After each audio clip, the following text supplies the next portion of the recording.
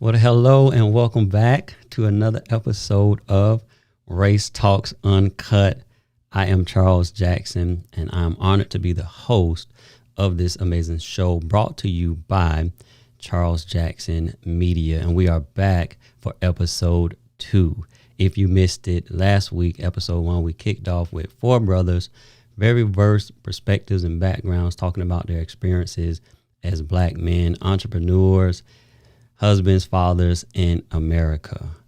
Race is not limited to talks about blacks and white. I think we all can agree the Atlanta Spa massacre targeting Asians, the ill treatment and slurs of Mexicans at the border are just some examples that amplify how systemic racism and racial disparities, they cross many racial groups. And I'm on a mission through this show and through other endeavors that I have through Charles Jackson Media to dismantle systemic racism. Together, I believe we can create real change that we haven't seen in this country. Is this something that these topics are easy to digest? No, when you're unpacking pain and when you're unpacking hurt and when you're talking about systems that have oppressed, it's difficult at times, but it's these courageous conversations that I truly believe if we come together, humble ourselves, lean into perspectives that are different from ours, experiences that are true,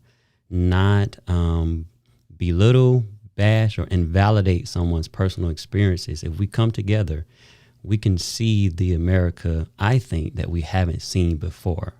And so I want to welcome all of you tonight to Race Talks Uncut, episode 2.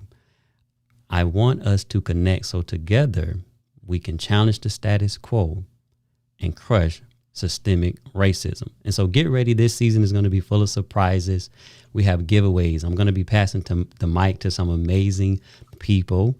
We have poets, we have authors, we have philanthropists, we have activists, we have entertainers, we have Grammy Award winning producers, athletes, you name it, coming in, sharing either their stories, their passion projects, their heritage, their culture, because I think we are lacking in that knowledge and understanding, again, of the things that, we are diverse, but because we are diverse, that doesn't mean we have to attack those things and shun them and hate them.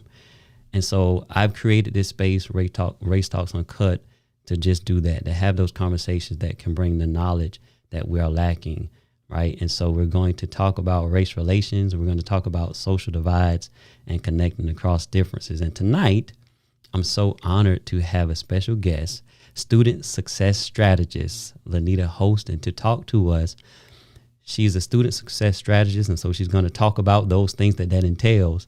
But then also specifically, we're going to dive into how Black teens and the postgraduate identity crisis is kind of impacting and affecting them a little different.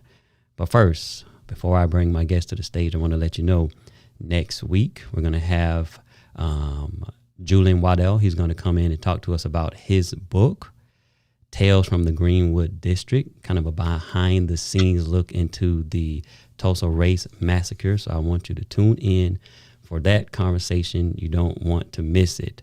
And like I said, though, tonight, my guest, there she is right there. There's a picture of her, Miss Linnita Hosten, student success strategist, author, accomplished author. She goes into schools speaking and helping students navigate education in college and all of that. And I saw her Instagram videos that she does, and she'll tell you all about that. And I was really blown away with the level of excellence in which she shows up to help a challenging group of individuals. You all know it's hard to connect with students sometimes. And so I want you all to, right after this intro, I'm going to come back with my guests.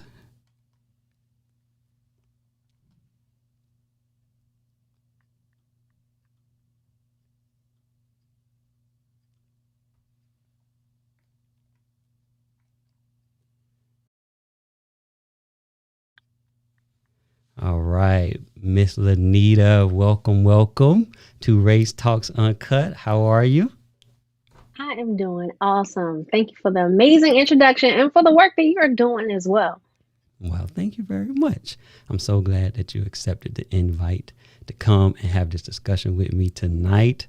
And you and I, we've been kind of planning this for maybe a week, a little over a week and a half, 2 weeks now. Yep. And as I was going through sort of my notes and I'm going through your book and I'm going through your website, I felt like this conversation, because sometimes when we start talking about race and stuff, and I don't want to get ahead of anything, I feel like we leave the kids out. And so that's why you are important tonight, because we do not want to leave the kids out in talking Please, about race, right? We got to bring in please our don't leave babies. the kids. Yeah, don't leave the kids. But I know I gave a little bit of your background, but I want to start off before we go any further by asking you, instead of just saying, introduce yourself. I like to ask my guests, tell me how you are walking in and fulfilling your purpose right now at this point in this season in your life, so we can get to know you. Absolutely. Well, high school parents, they hire me to help their student devise a post-high school productivity plan, and the goal is to prepare their students to stand on their own 2 feet after graduation. And so, how am I showing up in my purpose? Standing in the gap for families who maybe lack the information, connecting the bridges to educators, and essentially empowering students to be confident, competent, and competitive as they go after their dream careers. And most of my work is done with Black students. I have served other populations, but the majority of those that I work intimately with, they tend to look like me. Okay. Okay. That's awesome. I'm excited for this discussion. I think it's going to be a game changer for some of us parents out there. I'm raising my hand because I am a parent. No, he's no longer a preteen. So I do. I have a preteen, 12, and then I have a teenager who's 14. And so they're tuning in, they're downstairs, they're watching us on the Roku TV. I want to just give a shout out to, my media folks for helping me. We are live on Roku as well as YouTube tonight. And so for those who are tuned in on YouTube, you'll actually be able to take part in a giveaway. Miss Linnita is going to be giving away an autographed copy of her book, The College Strategy. Oh, let me get that on there. Yes. And so she has autographed it. She sent me 2 copies because I had to have one for myself. And the other one will go to a lucky winner tonight over on YouTube. And so make sure you stay tuned in for that. And I usually try to start off light, but unfortunately, Miss Linnita, we're gonna dive right into it. So you saw the topic. We're talking about Black teens. You kind of told us already why parents bring you in and organizations bring you in. Mm-hmm. But I was reading and I was doing my research, right? And we're talking about identity. And that's something that we all grapple with. Even as adults, we grapple with that. But in those early stages in life. And as I was doing my research, I saw that these scholars were talking about how beyond the question of who I am or who I can be, Black teenagers also inquire, who am I racially and how should I act during adolescence? And so if you're going through high school and that's what you're grappling with, and now you are faced with choosing a career, a school, what am I going to do next that I've graduated? But you have that struggle. How is it? Let's kind of lean into that. And how is it that you are able to help individuals who are struggling with identity, then not only solve that or start to solve that, but then move into now, how am I going to be a positive contributor to society? So I really want to just start there because I feel like it'll set the tone for the rest of this discussion. I had a similar conversation yesterday with students at Illinois State, and we were talking about how the words that have been exchanged throughout our childhood, leading up until we leave home, whether we go to the military, a trade school, the police academy, or college, how they follow us, all of Mm. those words. So in addition to it being a racial thing, also being a home thing, the Okay. conversations that parents are having with their children too, because that's a part of their identity. It's the first level of acceptance that a child receives is through their parent. Mm. And I feel like, in the climate where we're in, this very sensitive time, and where race is a very sensitive thing, I feel like parents are like the best. They're the best advocate for their children. They're the best sounding board. They're the best amplifier about a child's identity, because those words are essentially will Mm. travel with them even when they leave home. I'm sure you, Charles, could say that you remember some of the things your parents or whomever raised you, God mommy, God daddy, you remember what they said about you and to you. They've been ingrained inside of your subconscious. And so, parents, I always advocate for them. You are the first voice for everything that happens external to the home. Wow.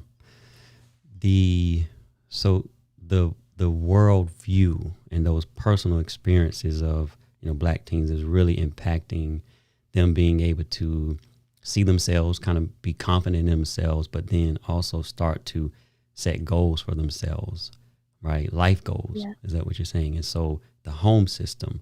So as you're doing these talks and you're teaching and you're doing all of this, is there a lack of support system or those systems within communities, or when you're dealing with a family who the child is Black, is the support system lacking? Is it different? Do you see differences? Like, Yeah. is it pretty much even or no? No, it's not even. No. I've seen Okay. everything from the left up side of the spectrum, student really operating independently. They live with their parents, but a parent is so detached emotionally, sometimes financially, from the student, that they Mm. get to me by way of a teacher. The teacher sponsors them and says, "Hey, this kid is great, but they just don't have home support." And technically, I don't know if a teacher is legally supposed to do that, Right. because they basically give me access. But those are the kinds of teachers who really save the day. So Mm. I've come across those two who Okay. teachers, they reach out to me, and I know them personally, say, "Hey, I really want to sponsor this kid. I want you to work with them because they need an amplifier." And then I have the right side of the spectrum, and these are the parents that come to me, and they're like, "Listen, I'm determined. This is the best. This is my number one investment and concern. Help me.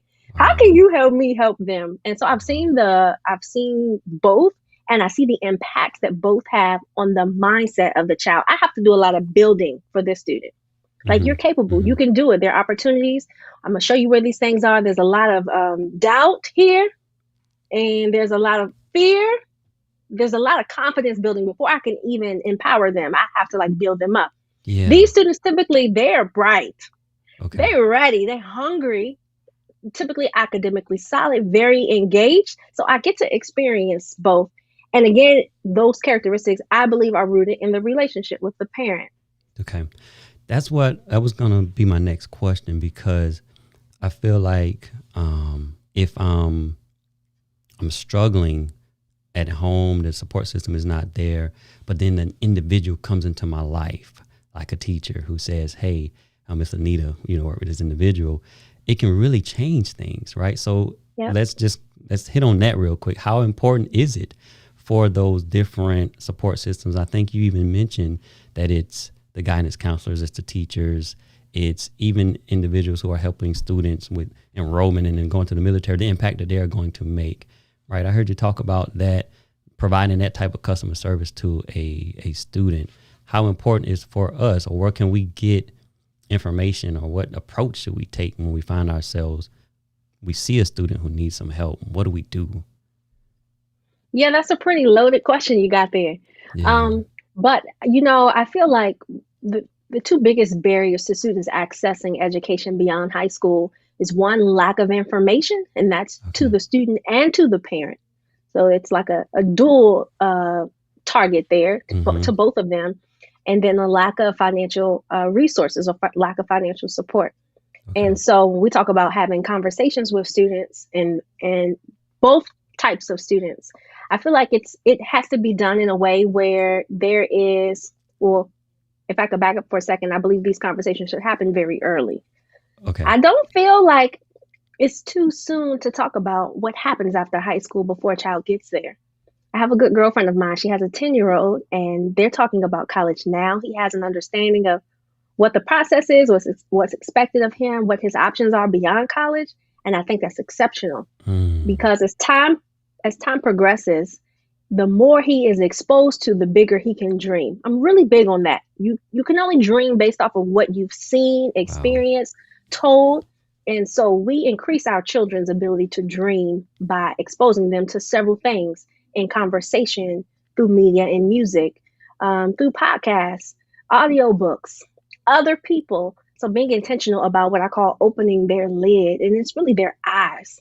You find that you are probably most connected, most sure about your career path when you've touched it, like you've been inside the room, you've experienced it.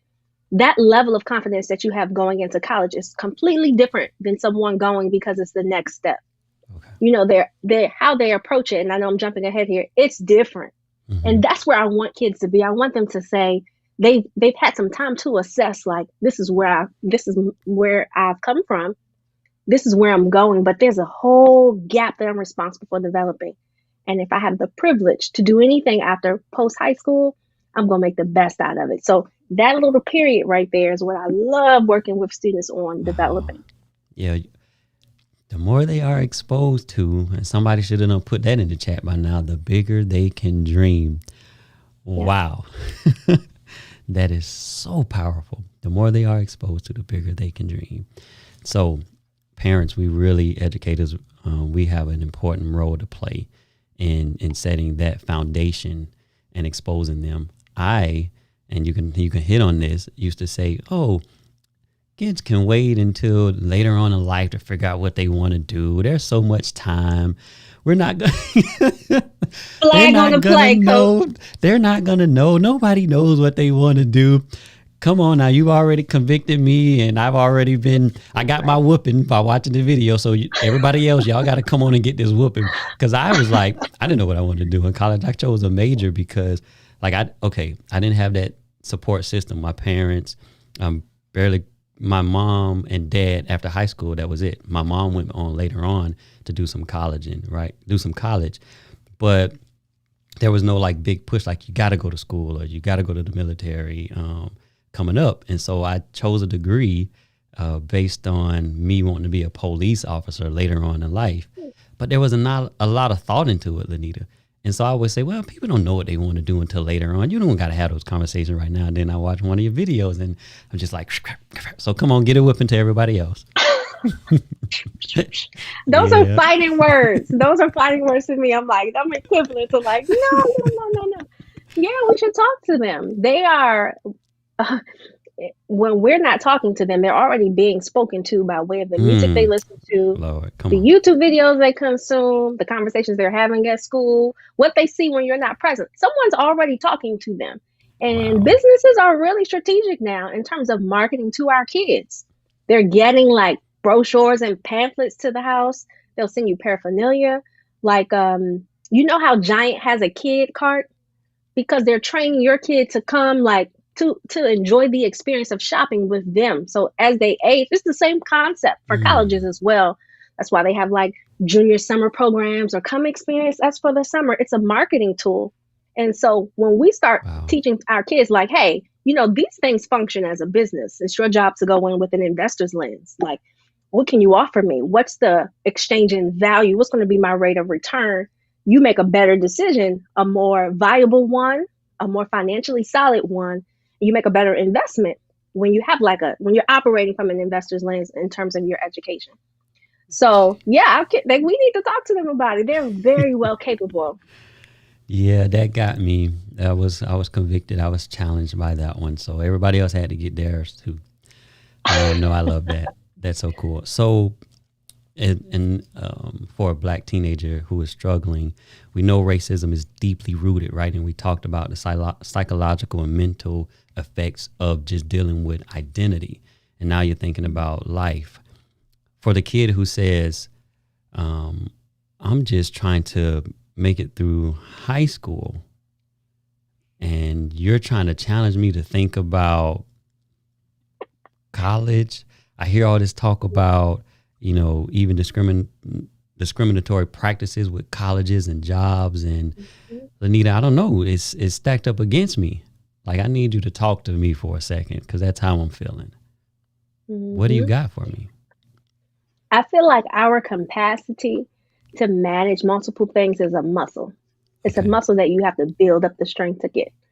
The same muscle that guys build when to to overcome rejection when they're approaching women. You know, you start off, you get a nose, you Okay. just keep getting more nose, and then rejection, you have no fear of it anymore. I think it's the same concept when it comes to like expanding our children's ability to juggle multi things so they can be Okay. multidimensional. I'm a big advocate of students working while they're in school and progressively, of course, not just, Okay. okay, you're 16 now, go get a Go job, get but a more so job. like, okay, one day out the week, I want you to go find a place to volunteer because there's no other period in life outside of the time that they spend with you that Okay. they'll be able to focus on one thing. So we equip them for the real world essentially when we progressively give them responsibility. And so for the student who is juggling, like who is already having concerns, that's the first red flag. Now I'm curious about what you are responsible for. You know, if Mm. it's a fair assessment, you have multiple things, fine. But if you got one thing and you're aging, then I'm concerned. You know, Wow. I am really big on not like coddling our kids because we enable them and Wow. they have this inflated sense of self-image and they haven't been challenged. We should be pushing them, not hard, but a little nudge progressively so that independently outside of in our absence, they are self-sufficient. Mm. If you died today, Charles, God forbid, you want to be able to say in your mind, I've given my kids everything I could at this stage. Like, I feel good that they could take what I've given them. We don't know how much time we'll have. So Wow. give them age appropriately, of course, but give them progressive responsibility because the goal is that they are self sustaining eventually. Wow. I love that. One thing you say is, and you can talk about it, excellence, excellence, Yeah. excellence, excellence in everything, every time, all the time. Why is that so important? I feel like time is the one thing you can't get back. And my mom used to always say, you know, your word is all you have. And every time you show up, you're being interviewed. Even when it's not, like today is a structured interview. When I'm at the grocery store, when I'm having an exchange with a potential client, when I'm standing in line at the airport, I'm being interviewed. Someone is assessing me. They're judging me based off of how I appear to look and how I behave. And so my motto is every time that I experience or I encounter someone, my goal is to operate in excellence. Excellence in everything, every time. And it's really a spiritual context because God God says that in his word, he reminds us that whatever you fix your hands to do, you do it with all thy might. So it's really rooted in God's word. And I've just adapted it to my own personal lifestyle. I'm responsible for how I show up and steward Mm. the life that I have. And so I do that by way of just doing the best that I can every opportunity that God gives me. So yeah, that's Wow. really where it comes from. So then when you're helping students and you're helping them navigate getting ready to go off into college, and are you helping them with how they carry themselves? It goes into that, right? It's not just about filling out applications, but do you talk about how they show up, say, do you go into that? Or is that a part of what you do when they go into I these schools actually for do. these? Okay. I do not help kids with applications, and I feel like that's what most people assume that I do. I do everything before you get to that point. Okay. My goal is to help you make a conscious and objective decision. Okay. But yes, to answer your question, so this is when they'll be applying. I'll be meeting them about here. Okay. And yeah, we have a series of things. We equip them with a mental wellness kit. We teach them about adapting or using sensory to help deal with Mm. stress, identifying their triggers, what fear looks like, how fear shows up in the body, because, you know, we're talking about helping you achieve your big, bold goal. I hope they didn't think it was going to be easy. Right. So there's an emotional piece there too. I don't care how ambitious you are, you're going to be scared at some Right. point. So how do you deal with that? Organizing tasks, managing deadlines, prioritizing, affirming yourself, the power of visualization. Yes, all of those things And then we touch on the career development piece. So we look at, defining, like getting really clear about who you are, what you want, what that looks like, even having them visualize it. I teach this thing called the intersection, and that's when your ideal role meets your passion industry. And when you find that people are in that hot spot, their ideal role and meets their passion industry, we call them anointed. They're really good. I'm like, oh my God, that person is amazing because they're in their hot zone. And so helping students identify that. And to be honest, and I have to say this every time I jump on a session with my students, I'm teaching you something that's very mature. It is likely that most adults have not sat down and assessed their intersection, what they desire, visualize what that looks like, write it down, manage their emotions in the process. These are things that I didn't learn until later on. So I'm talking to a 16-year-old. Wow. I'm talking to a 17-year-old. But here's the thing, Charles, they're capable. And I always tell them, I have to say this. I have to actually have this speech that I'm having with you. I have to have it with them. I say, you're quite capable. And that's why you're here. The goal is to teach you to fish in the absence of any authority that you can survive. You want to survive? Mm-hmm. Mm-hmm. And they're like, yeah. So it's building them up too. So it's a combination. I call it personal development. There's some career, and there's definitely some emotional support as well.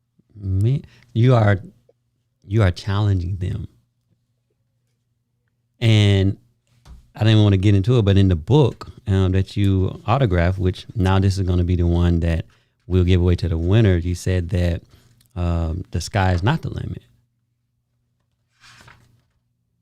The sky is never the limit. Matter of fact, to be more specific, fear is your only limitation. Yep. Fear puts a lid on everything. Wow. How you show up, what you go after, how you bet on yourself, where you spend your money, who you date, what school you go to, how you pick your major. Fear puts a lid on everything. And I can get students to break past the fear piece. Yeah. Listen, okay? I always say, you'll know when you meet my student, because I'm just building a whole army of them. Yeah. All of them. They walking around the campus like with they Linnita Hosten shirts on, there's not an actual shirt, but the way they carry themselves. That is awesome. Yes. All right. So I got some practical questions for you, for our students and our parents. We're going to go to a word from our sponsor really quick, and we're going to be back for the next set of questions for you, Miss Linnita. This has been great so far. Okay. Wow. Hello everybody, my name is JP Hatek. I am the founder of Content Creators University, and we are proud to be sponsoring Race Talks Uncut with Charles Jackson.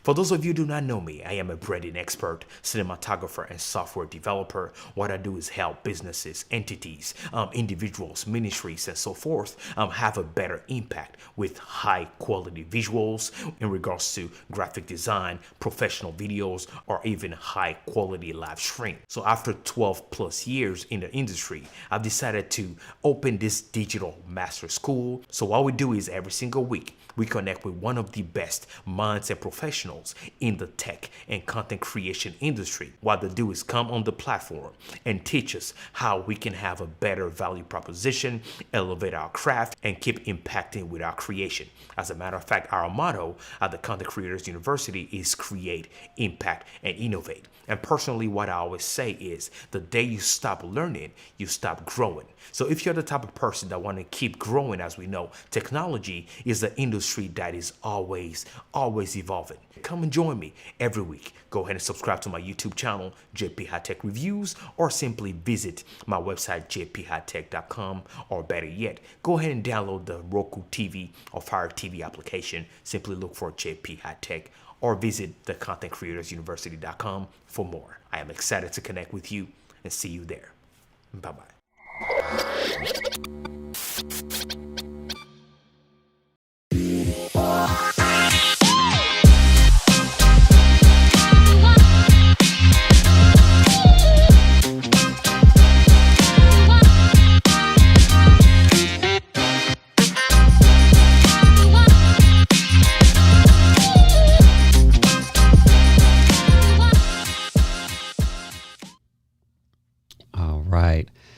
Miss Linnita has been giving us some amazing tips and tools and ideas and ways to challenge our teens. You saw the title. We are talking about Black teens and the postgraduate identity crisis. We dove into that, but she's also just empowering us to really empower our teens, not to settle and to break through what some would say the sky being the limit, and to dream big as they get ready to enter into the adult world. So welcome back. I'm going to bring Linnita back to the stage because I want to finish this discussion with her. Miss Linnita, so before we broke, you were telling us basically we put the limits on the kids sometimes. They have the capacity, right, to really do some of the things that we're like, maybe my kid can do that in terms of postgraduate. And so talk to us, though, because there may be that kid, and I was doing some research about going into college and how Black borrowers could benefit from that new bill that's out there to help reduce a percentage of student loans because of the wealth gap and everything that Black Americans face.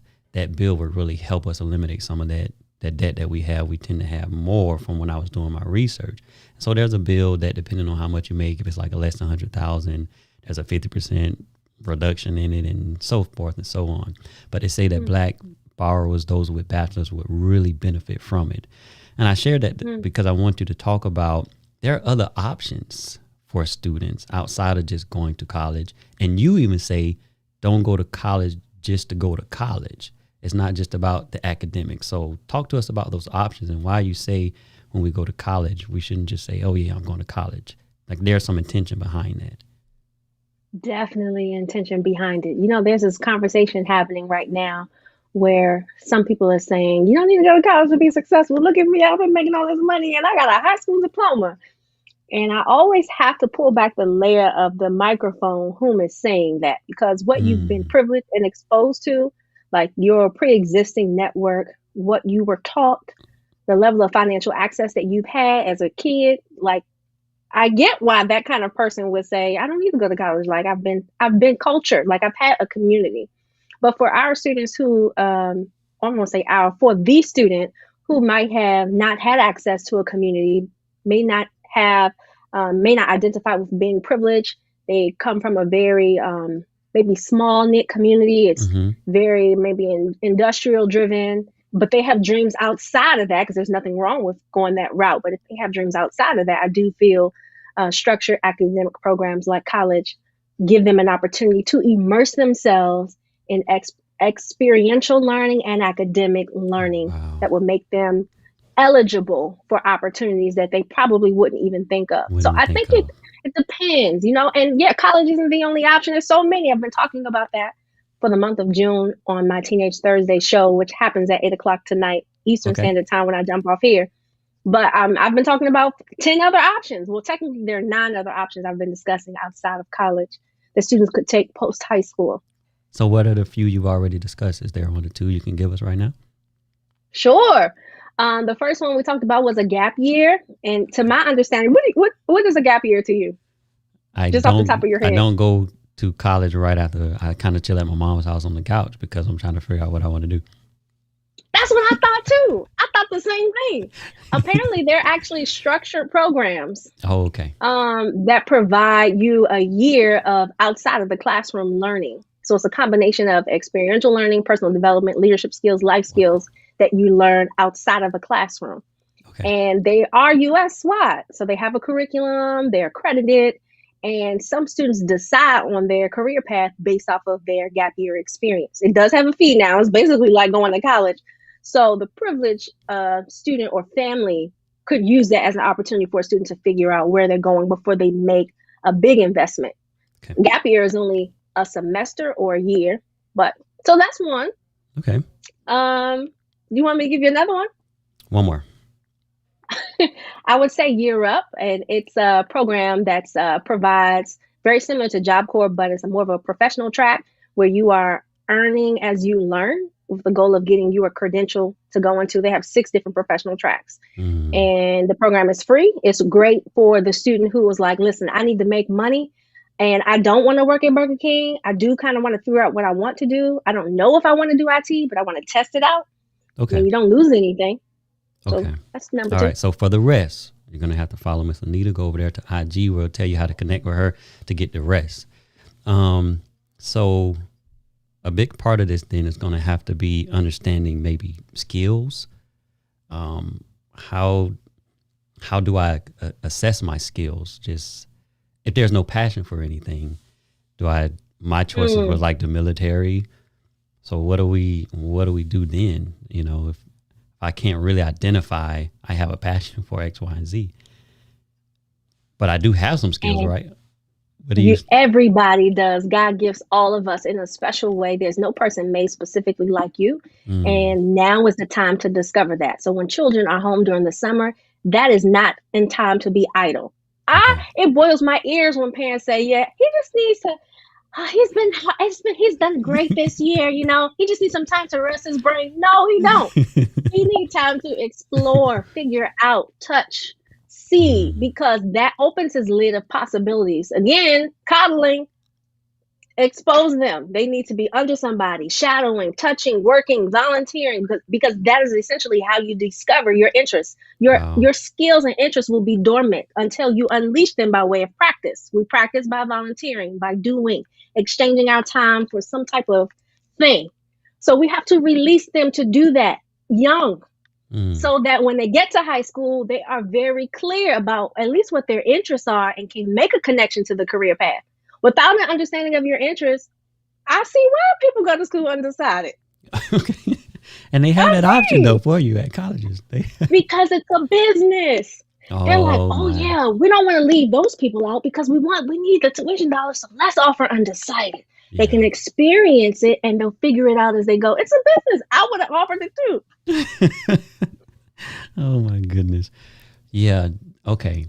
This is good. This has been good. We got to get to the giveaway because I want to honor your time.